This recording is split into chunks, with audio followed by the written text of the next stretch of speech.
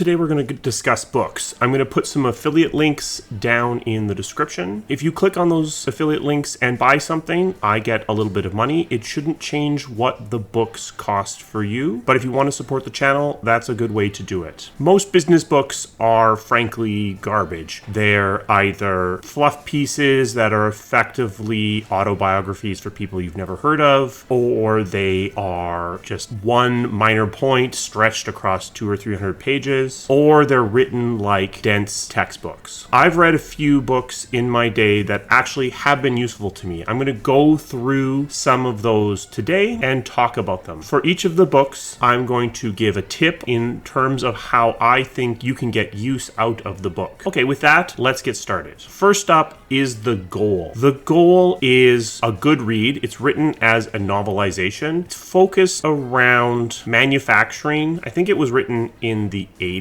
The version I have says on the cover over 2 million copies sold. If you actually look on Amazon now, it says over 6 million units sold. So you can see this was one that gets a lot of traction. Because it's written in a narrative style, it's a nice, easy read. The basic premise here is that your business has a primary goal, and rather than focusing on minor intermediary KPIs like efficiency, you should be focusing on that primary goal. In the case of The Goal, the book, its premise is that the goal of your business is to make money. And that's true of most businesses. I do recommend this book. My tip on this book is to remember this. Your goal doesn't have to be to make money. It could be to make the best reviewed game possible. It could be many things. The point is to understand that goal, speak it out loud, have a group understanding of it, and move towards that goal. One thing I've had success with for determining what your actual goal is to use why. Start with what you think your goal is and just keep asking why until you kind of can't anymore. So why do we need new machines to be more efficient? Why do we want to be more efficient so we can make more product? Why do we want to make more product so we can make more money? Why do we make more money? Well, that's kind of why we exist as a business. Any goal can go through the same process, and by doing so, you can arrive at a better understanding of what your true goals are. There are lots of good concepts, good language to share when you discuss things with your team. I highly recommend this book, both for yourself and for other senior members of your team. Next up is 5 Dysfunctions of a Team. This one is all about how teams fail to work together, things to look out for, and ways to combat those dysfunctions. This one is great. This one is also written in a narrative form. So again, nice, easy read, good things to think about, helps you to think about the way your team interacts with itself. My tip on this one is this is a book that gives you some thoughts that are easy to forget, or at least easy to stop applying. So my tip here is for 5 Dysfunctions of a Team, think about rereading it once a year or on some cadence to remind yourselves of the things that it teaches you. To that end, there's also a manga version of 5 Dysfunctions of a Team, which is not bad, and is also nice and quick to give yourself a reminder of some of the things that are brought up by the book. Second tip for this one, this is definitely a book you want all of your leaders reading,